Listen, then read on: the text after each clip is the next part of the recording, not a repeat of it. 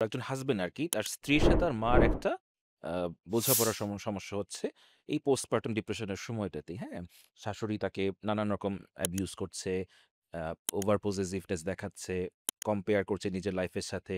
Husband office থেকে ফিরে দেখছে যে ওয়াইফ কষ্ট পাচ্ছে, আবার শাশুড়িও আসলে তার মেজাজটা ভালো না।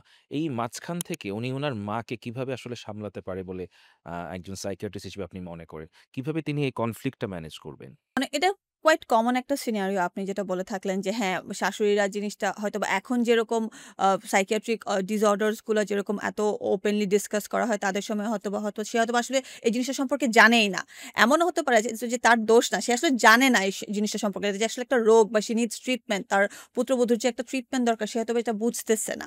তো সেই ক্ষেত্রে যেটা হতে পারে যে তাকে আসলে জিনিসটা বুঝানো যে সাইকিয়াট্রিক ডিসঅর্ডার বা এগুলা যে আসলে মানুষ ভান করে না বা এগুলা যে আসলে অভিনয় না বা এগুলা যে একটা রিয়েল অসুখ। সায়েন্টিফিক্যালি ব্যাকড আপ একটা মেডিকেল সাবজেক্ট। তো এই জিনিসটা ফার্স্ট অফ অল তাদেরকে একটু বুঝানো এবং যদি মনে হয় যে না তাকে আসলে সব বুঝানোর পরও তার যে পুত্রবধূ যে আসলে সমস্যার মধ্যে দিয়ে যাচ্ছে, তারপরও এগুলা সে মানতে পারতেছে না, তখন যখন তার ওয়াইফকে ট্রিটমেন্ট করাবে আই থিংক একজন সাইকিয়াট্রিস্ট এর কাছে তার মাদার ইন ল মানে শাশুড়ি সহ আসলে আরো ভালো হয়। তখন আমরা জিনিসগুলো আরো সুন্দর করে এক্সপ্লেইন করতে পারি। আসলে তা মানে নতুন মা কি সমস্যার মধ্যে দিয়ে যাচ্ছে এবং কেন যাচ্ছে এবং সেক্ষেত্রে তারও কি রোল থাকতে পারে তার ডটার ইন ল কে হেল্প করার জন্য।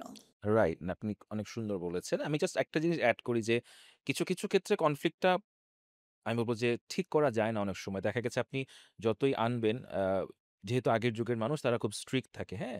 যে না আমি যেটা বুঝেছি সেটা। সেক্ষেত্রে আ আমি হাসব্যান্ডদেরকে বলতে চাই যে আপনি তো আপনার মাও যেমন আপনার জন্য ইম্পোর্টেন্ট, আপনার স্ত্রীও কিন্তু ইম্পোর্টেন্ট। কারণ তার হকের ব্যাপারেও আল্লাহ আপনাকে জিজ্ঞেস করবে এবং হচ্ছে যেটা আমি অলওয়েজ বলি যে আপনি তো তার একটা দায়িত্ব নিয়ে একটা মেয়েকে একটা বাসা থেকে নিয়ে আসে তার বাবা-মার কাছ থেকে। এখানে আপনি তো তাকে ফেলে দিতে পারেন না।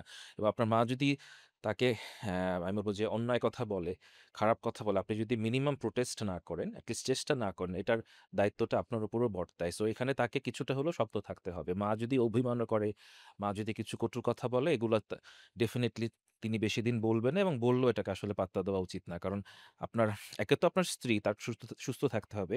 দ্বিতীয় হচ্ছে আপনি যদি স্ত্রীর কথা বেশি মানি নাও ভাবেন, আপনার তো একটা সন্তান হয়ে গেছে। সো আপনার স্ত্রী অসুস্থ থাকলে তো আপনার সন্তানও অসুস্থ হবে। সো ওভারঅল আপনার উচিত সবসময় এই জায়গাটাতে আমি বলব যে কনফ্রন্ট করা এবং সবসময় পোলাইটলি করাও যায় না। আমাদের পোলাইটলি চেষ্টা করতে হবে।